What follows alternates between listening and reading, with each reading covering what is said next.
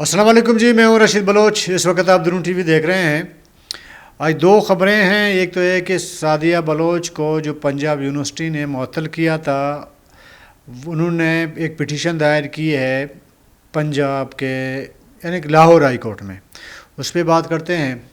اور ساتھ میں جنرل فیض حمید جو گرفتار ہوئے ہیں، اس کے بعد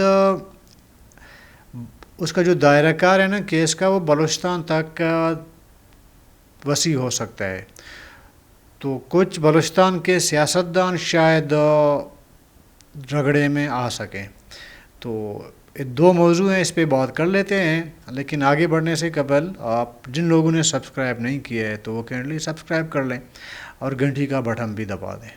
اچھا جی، پہلے بات کرتے ہیں سعدیہ بلوچ کی۔ سعدیہ بلوچ BYC کے ایک سرگرم رکن ہیں۔ وہ پیش رہے ہیں گزشتہ جب سے BYC بنی ہے، اور BYC کی جب لانگ مارچ اسلام آباد جا رہی تھی، جب ڈیرہ غازی خان پہنچی تو وہاں پہ سعدیہ جو ہے وہ ابھر کے سامنے آئی اس ریلی میں۔ تو اس کے بعد ظاہر ہے کہ BYC کے تمام جو پروگرام ہوئے ہیں ان میں وہ پیش رہے ہیں، اور اچھا اسپیکر ہیں، اچھی بات کرتے ہیں، بول سکتے ہیں۔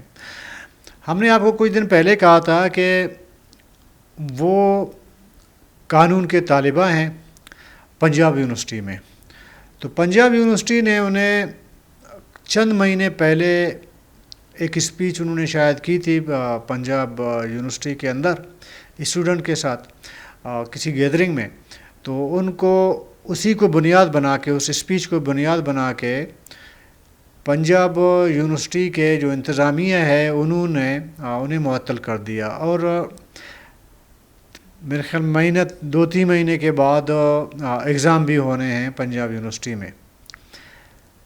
تو وہ واقعہ جس کو بنیاد بنا کے سعدیہ بلوچ کو معطل کیا گیا تھا، وہ پرانی بات ہے۔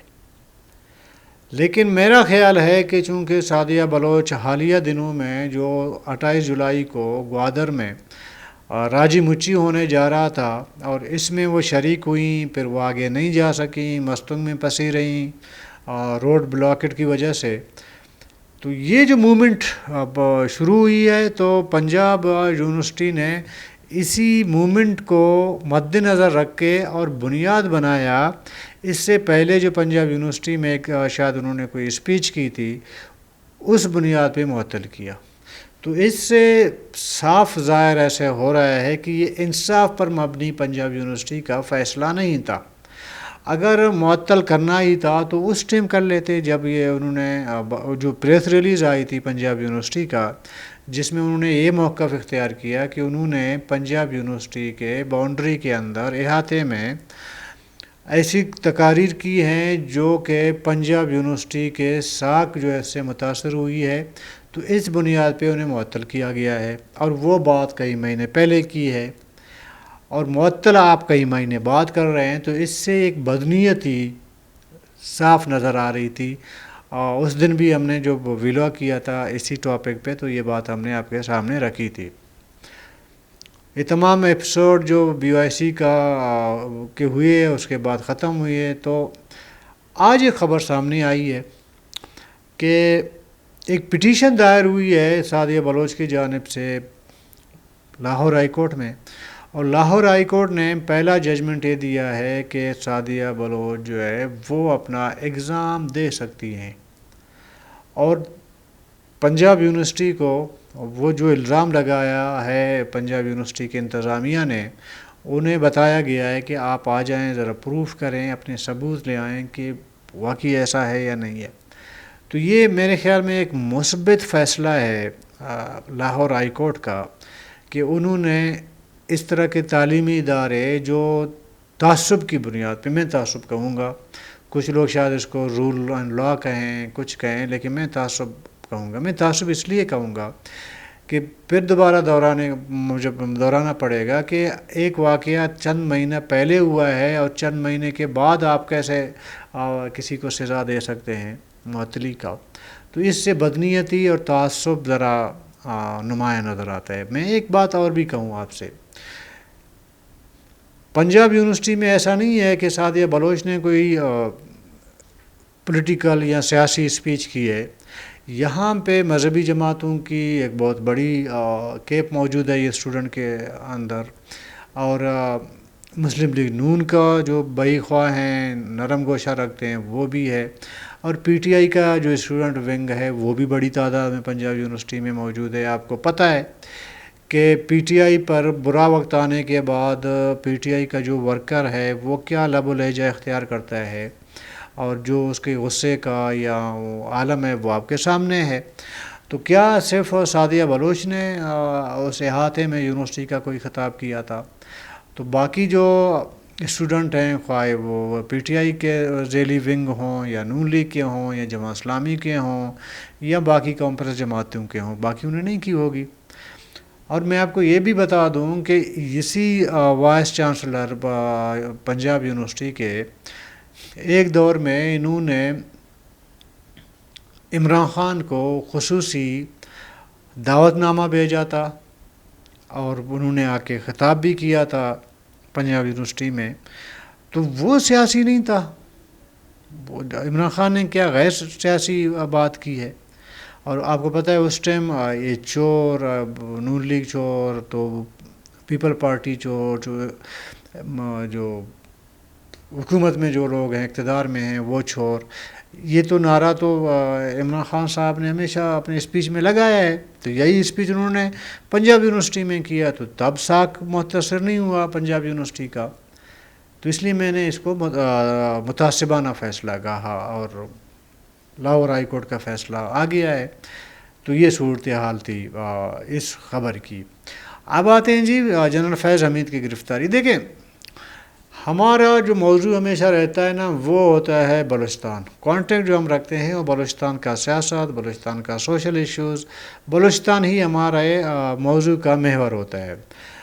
تو میں جنرل فیض کی گرفتاری کیوں ہوئی, کیسے ہوئی, وہ اس پہ میں بات ہی نہیں کرنا چاہتا. اس میں بہت سے لوگ ہیں بات کرتے رہتے ہیں.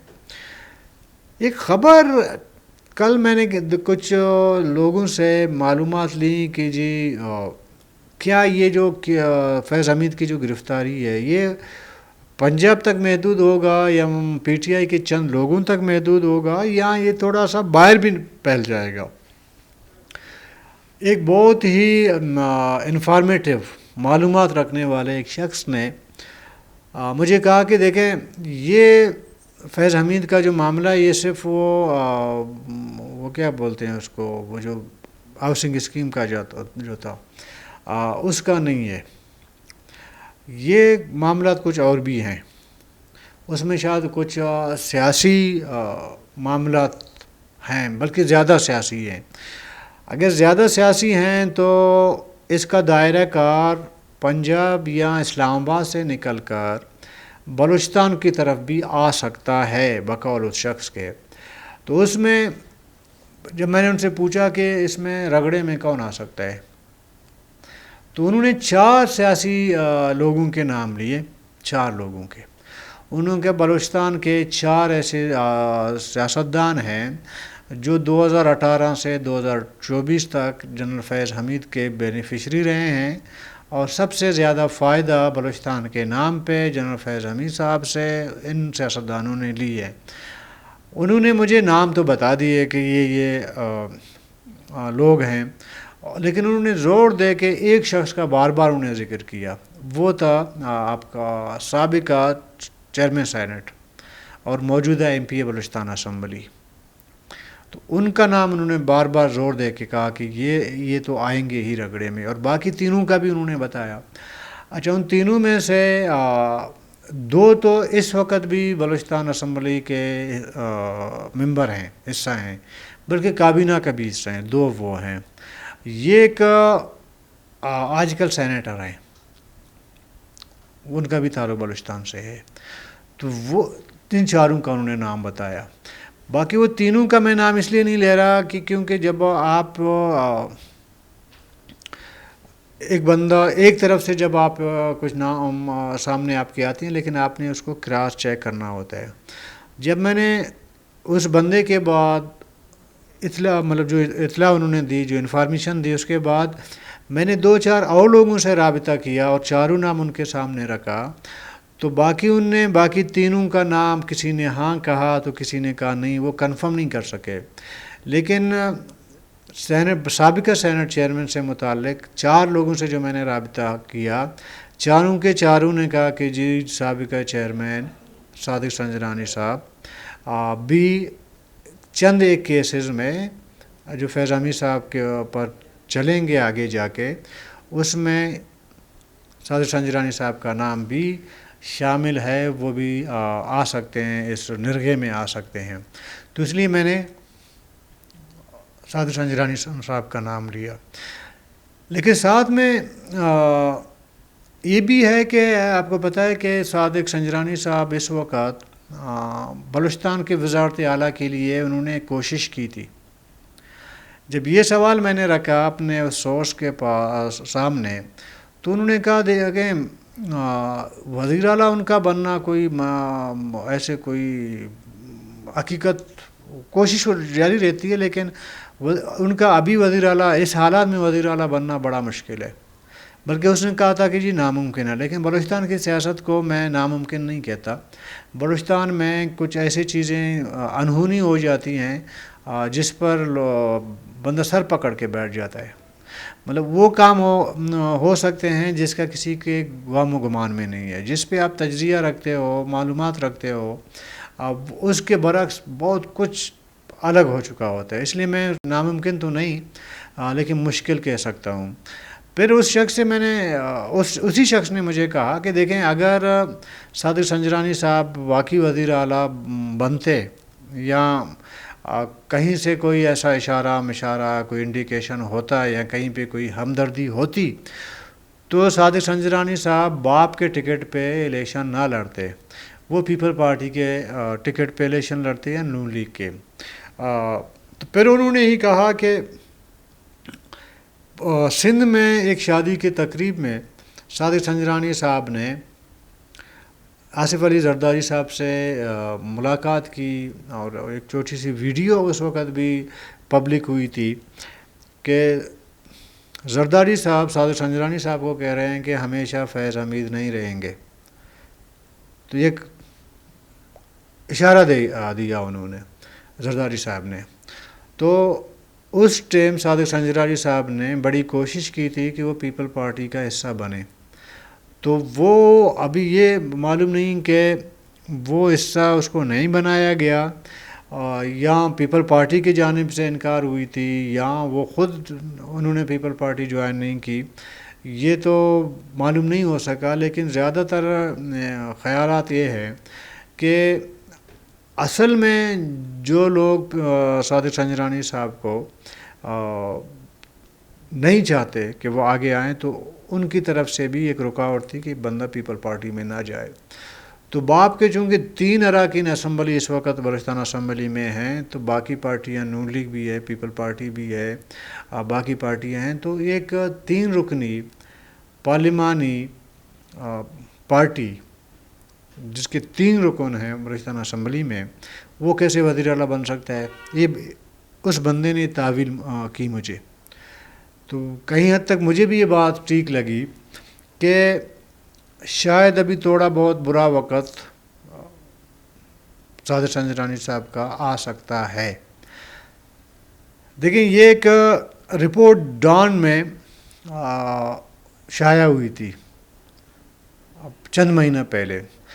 جو الزامات ایلیگیشن لگے صادق سنجرانی صاحب پہ ریکارڈنگ کے حوالے سے، یاد ہے نا آپ کو،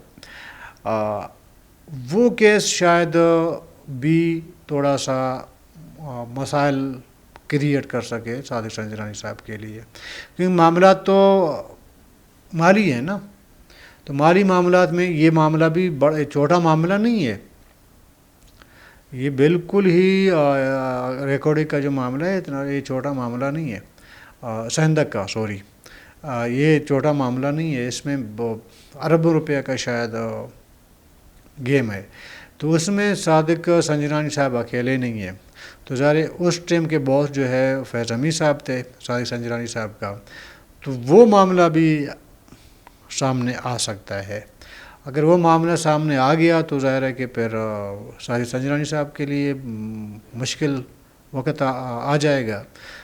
لیکن ایک اور اطلاع یہ ہے کہ جب سے یہ خبریں سامنے آئی ہیں کہ شاید سنجرانی صاحب کوئی ایشو آ جائے یا مشکلات، تو اس سے پہلے سنجرانی صاحب خود جو ہے وہ ایک جستجو، ایک کوشش کر رہے ہیں تاکہ وہ ان معاملات سے بچ سکیں.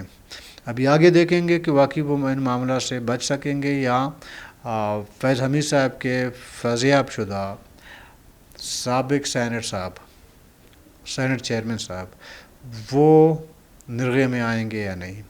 تو کل تک کے لیے اجازت دیجیے. اللہ حافظ.